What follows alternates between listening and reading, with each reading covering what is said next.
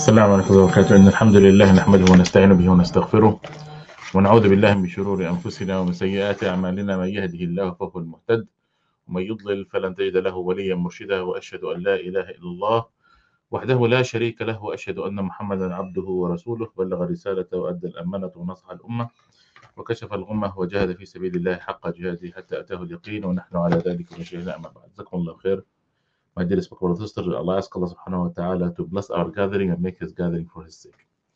Today, brothers and sisters, we're going to be talking about a very common problem that faces a lot of misunderstanding that's happening among the Ummah and among the Muslims, unfortunately, which is how do we believe what we believe, even within Islam? How do we believe what we believe, even within Islam? So today we're going to be talking about the concept of submitting to the Sharia text. You know, whether our desires like it or our desires don't like it.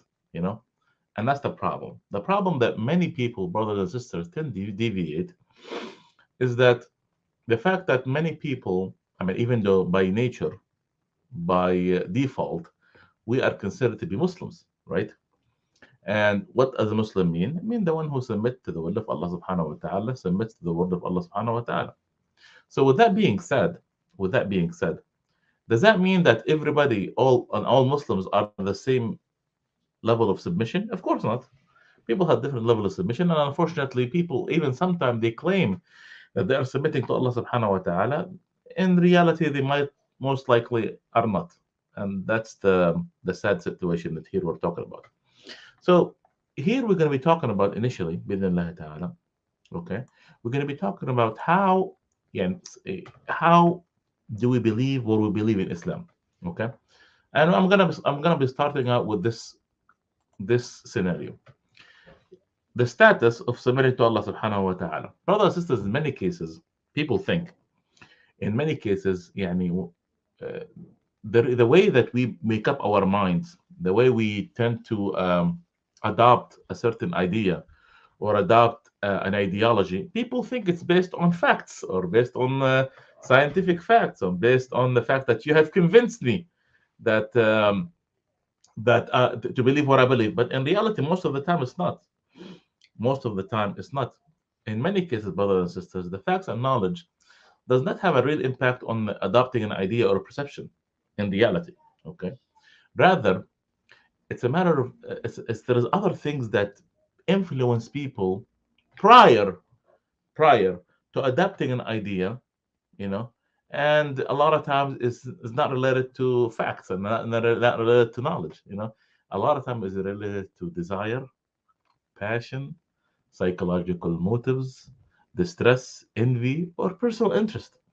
So what happens is, a lot of times people not, of course there are people who are, who are honest or completely honest, okay, who are completely honest. They tend to believe an idea or adopt idea based on facts. Of course, that happens. But here we'll talk about it. What's more common? What's more common?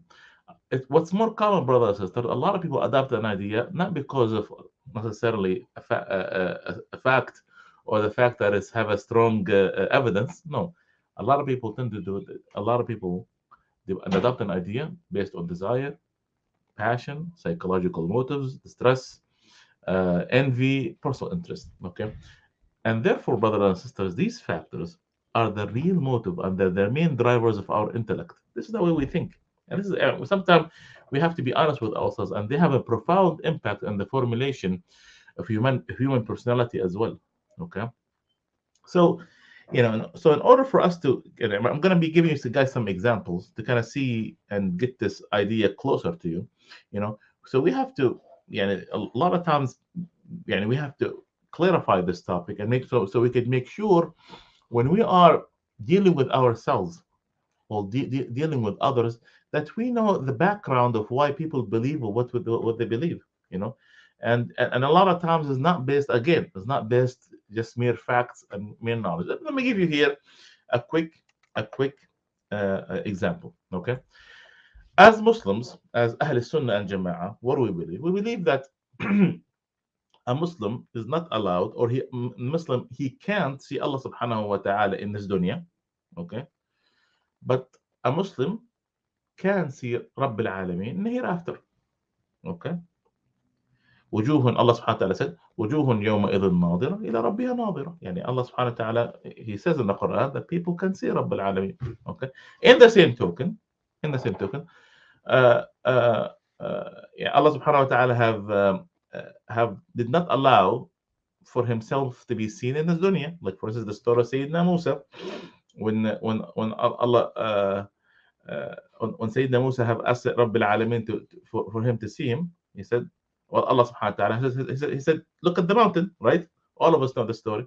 So what happened? Allah subhanahu wa ta'ala exposed himself, Allah subhanahu wa ta'ala revealed himself into the mountain, and the mountain was destroyed. So what happened? You have deviant sects, because of their lack of understanding, okay? They say, like for instance, they would claim that you have the Mu'tazila, what they believe. They believe that you cannot even see Allah subhanahu wa ta'ala even in the hereafter. And they say, look, we have evidence in the Quran. What is the evidence in the Quran? لا تدركه الأبصار وهو يدرك الأبصار. No vision can encompass him, but he could encompass all vision. They claim this is an evidence, and the other evidence is the story of Sayyidina Musa. قال لن تراني, you will not be able to see me.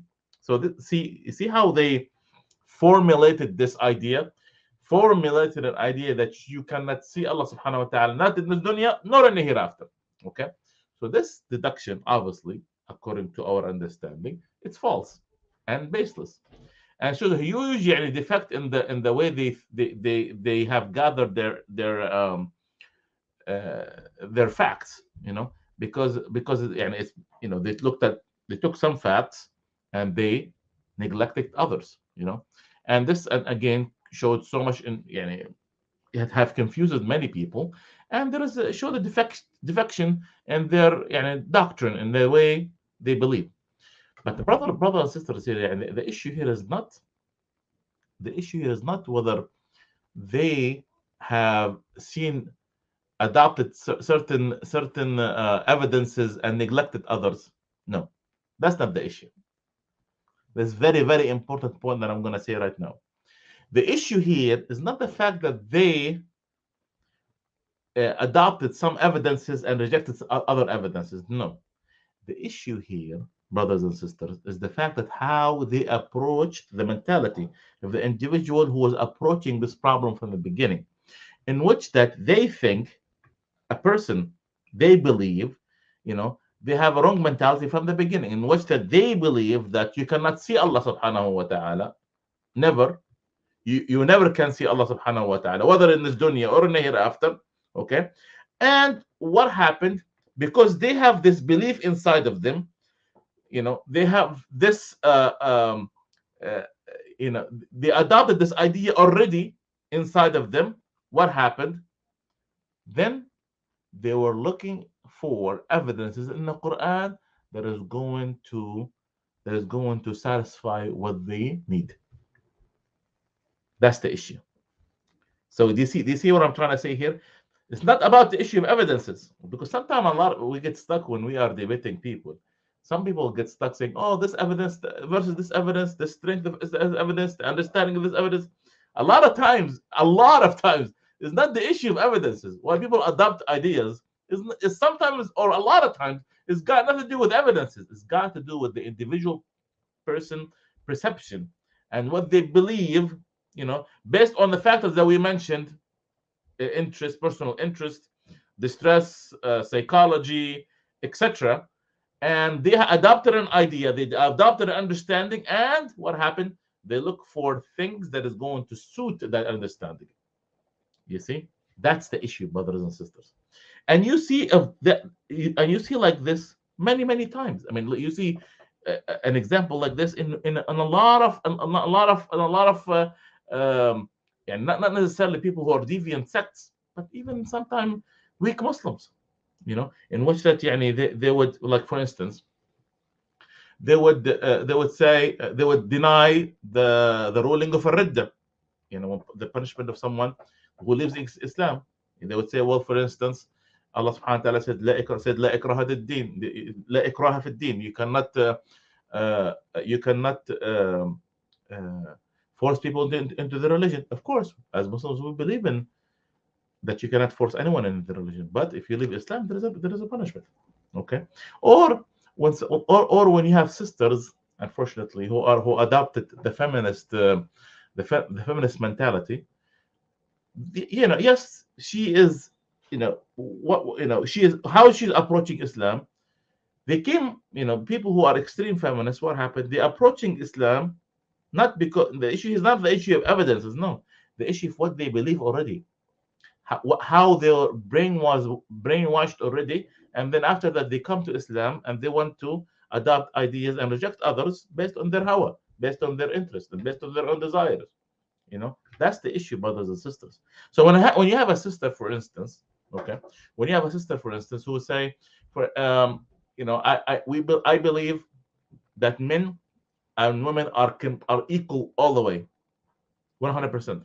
So what happened? She's going to end up looking for evidences that is going to suit her. She would say, "Oh, Allah Subhanahu wa Taala said, al-mu'minuna wal-mu'minat wal-muslimuna wal-muslimat al-qanitina wal-qanitin." See, Allah Subhanahu wa Taala said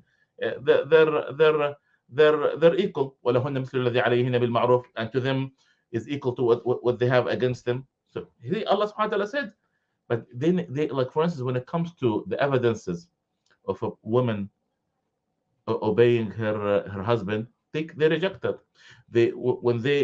When it comes to the issue of qawama, the fact that a man is the main household and he is the leader of the house, they would reject that. You know, see, it's the issue here is how they are coming to Islam prior. What have formulated this idea inside of them prior to any sort of debate or any sort of evidences that exist within Islam. And that's the issue that here we're talking about, brothers and sisters. And that's what, unfortunately, have affected many women, many youth, many men, and etc. When you have a man who would say, "Well, it's okay for me to abuse my wife," for instance, why? Because he thinks he's a super masculine. He is. He's a god within his house. See that how he is thinking. He's better than a woman. Okay. What's going to happen? He's going to subjugate. He's going to look for evidences that how could he belittle females that are surrounding him? How can he belittle his wife? How could he humiliate his wife? And he might use force and even hitting his wife as a way of justifying what he believes in. You see, that's the issue, brothers and sisters. And you and multiply that by so many beliefs and so many understanding across each and every individual that you would know of. And that's what Allah subhanahu wa ta'ala said, أفتؤمنون ببعض الكتاب وتكفرون ببعض فما جزاء من يفعل ذلك منكم إلا خزي في الحياة الدنيا. Do you believe in part of the book and you reject others? And whoever do so, Allah subhanahu wa ta'ala is going to humiliate him in this dunya before the hereafter. So the issue here, brothers and sisters, as we're going to say, okay, the issue here is a lot of contemporary deviations in the doctrine or intellectual and culture are not really based really due to facts or evidences of the problem. No, it's that's the issue here. And when people and that's what leads to bid'ah, and that's another thing. What's bid'ah is? What is bid'ah? It's bid'ah when someone invent something new and he would add it to the religion, think this is the religion. Okay, that's the problem. But what happened rather, there are other motives, like I said, that's going to contribute to the formulation of deviating from the path of Allah subhanahu wa ta'ala, and it's based on basis, conviction, and perception. That's the issue here, brothers and sisters. So what is, and again, what is the source? And that's the very important aspect that we want to discuss here. What is the source that leads to these incorrect deviations and incorrect understanding and baseless motives? What is the source? why people believe what they believe, it comes to two things, brothers and sisters. Number one, the dominance of the Western influence and culture on in our mindset.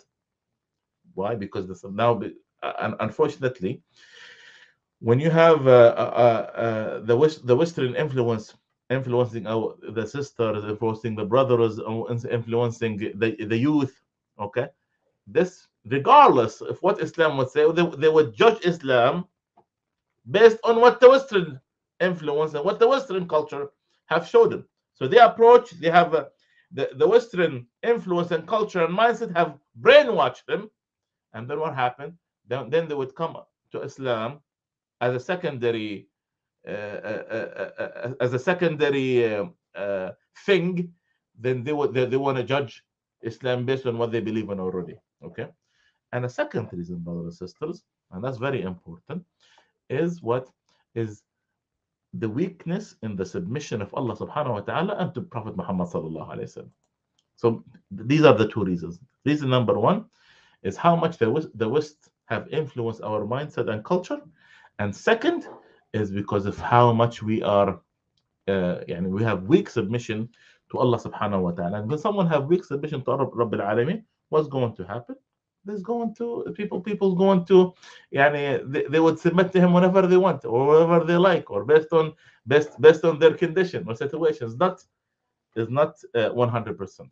Again, brothers and sisters, the issue of submission here as Muslims, this is something that, like I said, this is based de facto. Like this should be should not, we should not even think about this. Okay, as Muslims, we are submitting to Allah subhanahu wa ta'ala. We surrender ourselves to Rabbil Alameen. Why? Because Allah subhanahu wa ta'ala, He knows, and we don't know.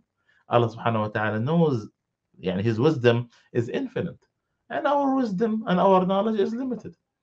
So how are we going to sometimes justify what the little that we know based on what Rabbil Alameen wants from us? So yes, maybe sometimes these things would not make any sense. Of course.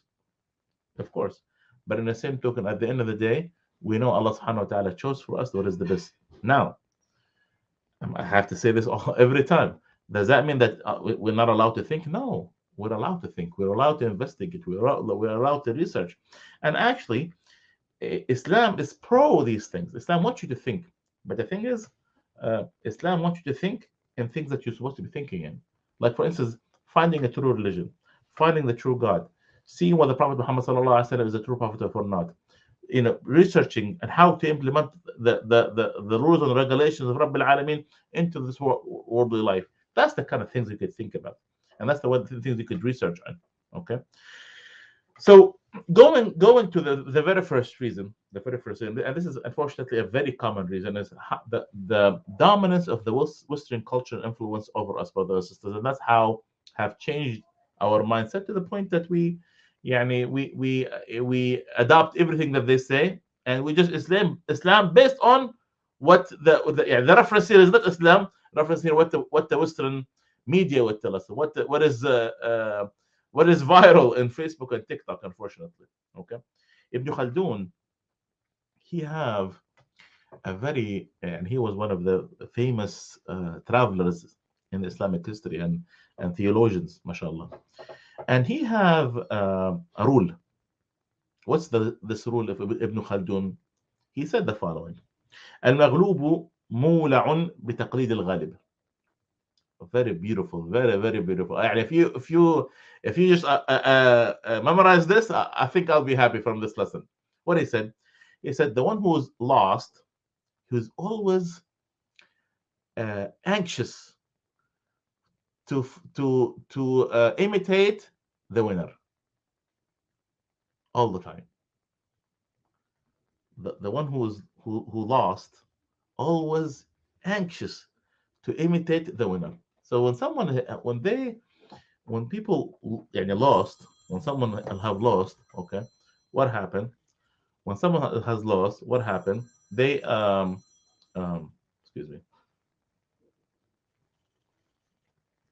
When someone is lost, what happened? They always wanted to follow the winners. Like, for instance, people wanted to follow the winning team. What people want to follow the role model.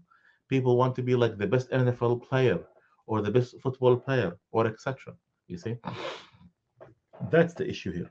And what happened is because of the fact that Muslims feel that they are lost in front of the Western civilization, they always wanted to imitate them. But people don't realize the fact that it have came a time where the Jews and the Christians were competing to imitate the Muslims, competing to imitate the Muslims. And Ibn Khaldun has have mentioned some of these sayings, in which that he said some of the Jewish minority in the Arab world, you know, there was a letter in which that a Jewish man was sending a letter to his family. What he said: إنه لم يبق بين اليهود الخاضعين للعرب واحد لم يترك دين إبراهيم. So this what this Jewish man, this is way back then, he said there is no Jewish man have left, unless they have submitted themselves to the Arabs and they became Muslims, and all of them have left Judaism. See, that shows you how much in the Islam back then, when the in the golden age of Islam, people were looking up to Islam. People wanted to follow Islam. People left their culture and their religion just for them to follow Islam. And there's a lot of letters that you will see in the books of history that indicates that many times you will see Christians and other cultures and other religions have left their culture and religion. Why? Because of the impact that Islam had at those times. So the rule still stands. The loser always wanted to imitate the winner. And this is even nowadays. So people think that because people who are feel defeated, people who feel that they are lost, think that everything from the West is gold. You know, they always wanted to imitate whatever the West would throw at them, whether it was good or was it bad. We're not here saying that everything that comes out of the West is horrible. Of course not. There's a lot of things that we could learn from the West. And in the same token, when it comes to morality and religious issues, obviously these things, definitely, Allah Subhanahu wa Taala and the religion of Allah Subhanahu wa Taala is much more superior. So this is the kind of thing that we need to think about, brothers and sisters, is that yes, nowadays you see some Muslims running after the Western culture because they feel defeated, because they have no izzah, no dignity, because they feel that whatever comes from the West is better.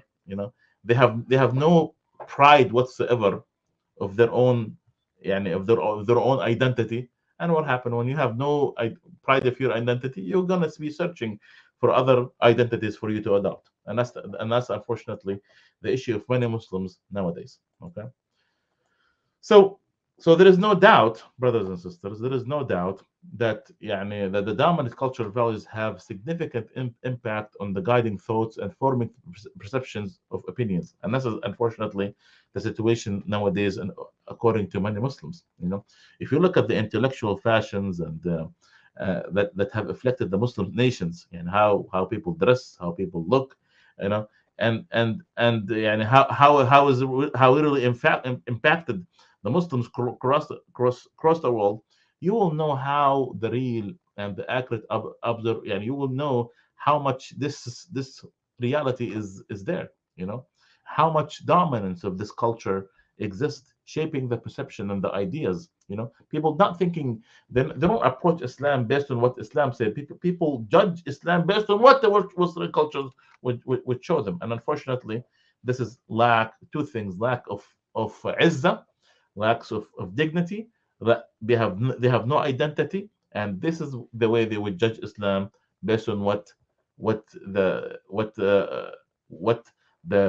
the Western culture would throw at them. The ruler here, the measuring ruler, is not Islam to them. The measuring ruler is not Islam. The measuring ruler is what the West would tell them.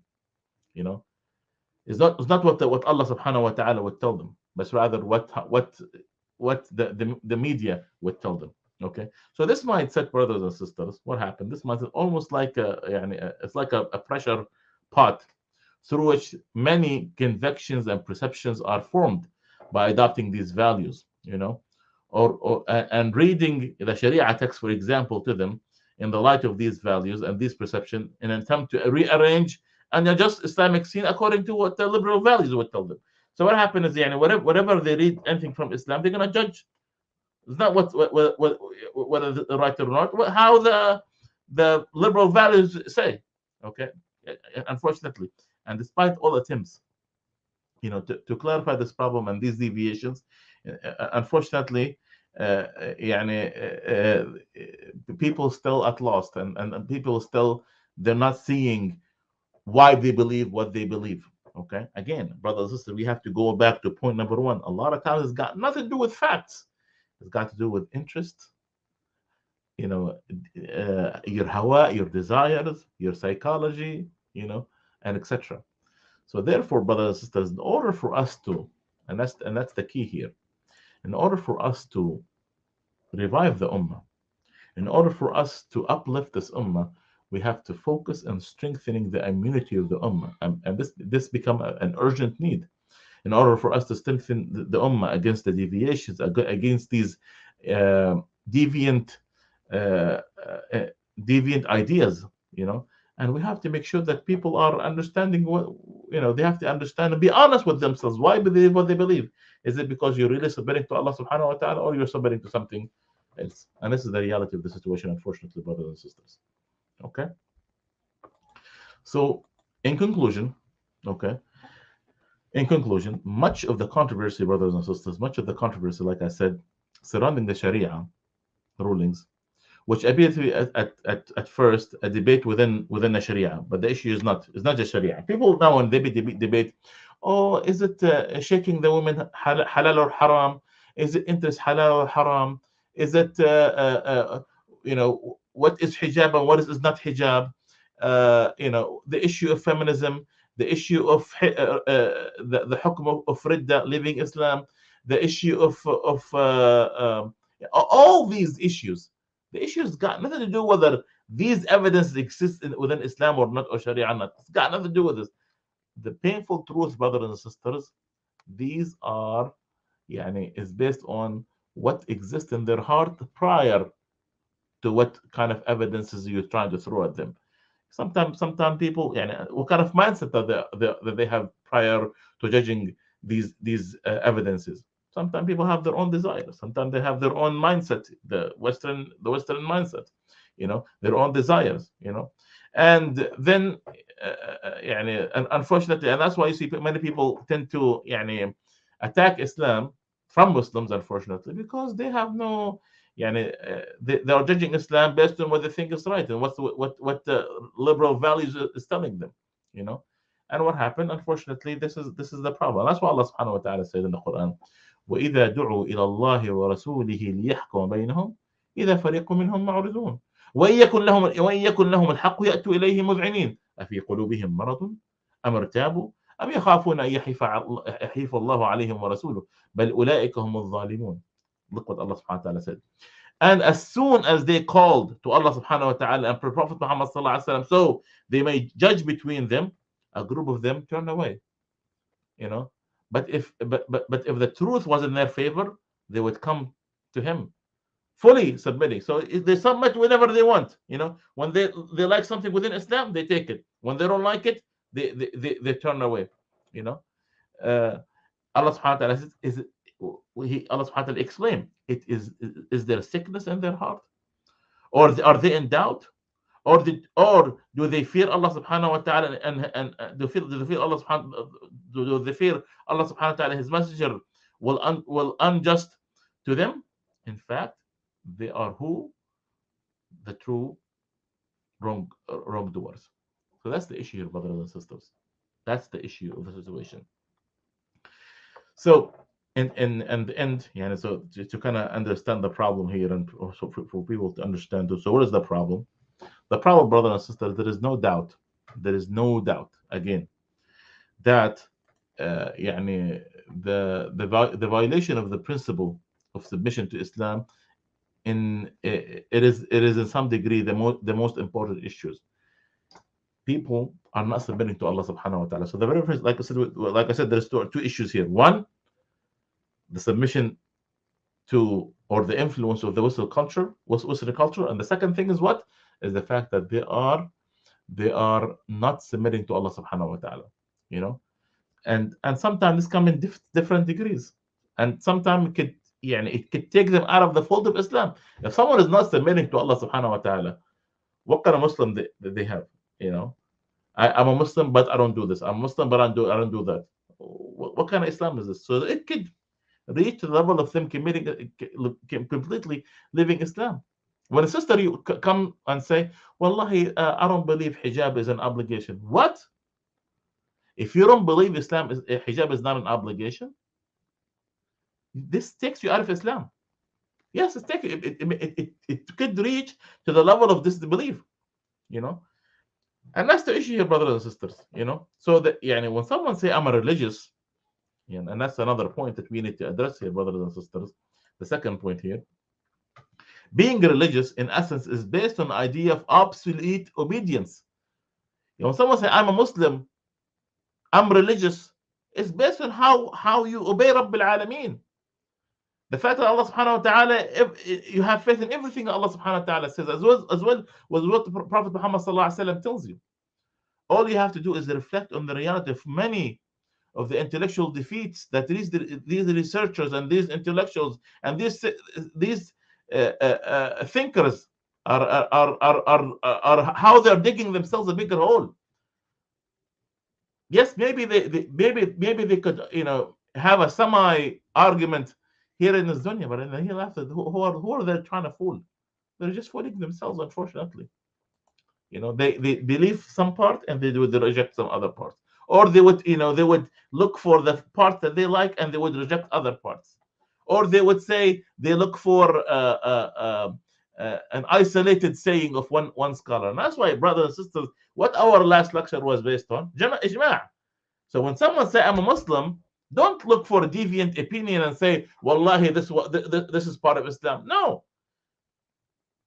And that's the way some people will see them try to justify an argument or an idea. Well, the issue is not the idea or the argument, is what they have in their heart. And that's what Allah subhanahu wa ta'ala said, that they have sick hearts. The issue is not the evidence. The issue here is the sickness and what exists in their heart prior to them trying to adopt or reject certain evidences that exist in Islam. Again, there are some people who are truthful. As soon as you show them the evidence, they would adopt it. Tell me, yes, they're fair. But in other times, unfortunately, but most of the time, that's not the situation, unfortunately. So therefore, brothers and sisters, and the final point here, you will see them whenever these people, unfortunately, whenever you see them being cornered in Islam, okay, they panic. Unfortunately, a lot of people, when you try to surround and tell them, look, hey, this evidence says that, and this evidence says that, and this evidence says that, they panic, because once you corner them and you show them the real truth, and you collect all the evidence against them, they panic. And what happened? They either get upset, or they try to change the subject, or they try to find some other non-religious evidence so that suit their comfort, suit their argument. And that's unfortunately the problem. And again, the issue here is not whether they are the issue of evidence here, the issue of hawa. And we ask Allah subhanahu wa ta'ala to defend us. Again, here we give you many examples when it comes to the issue of women, the issue of hijab, the issue of mixing, the issue of abusing women, the issue of polygamy, the issue of the had, the issue of how Islam was spread. You see a lot of these people, or these what we call cute Muslims, they ignore parts and they focus on other parts, and they only and they are, because they are defeated from inside. They're not proud of who they are, and we ask Allah subhanahu wa ta'ala to guide us and to guide all of them. So that's what being said. Inshallah, we're going to continue this bi'idhnillah ta'ala next week, and I hope that you have learned something today bi'idhnillah ta'ala. Jazakumullah khair, brothers and sisters, and I hope Allah subhanahu wa ta'ala would guide all of us. Assalamu alaikum wa rahmatullahi wa barakatuh.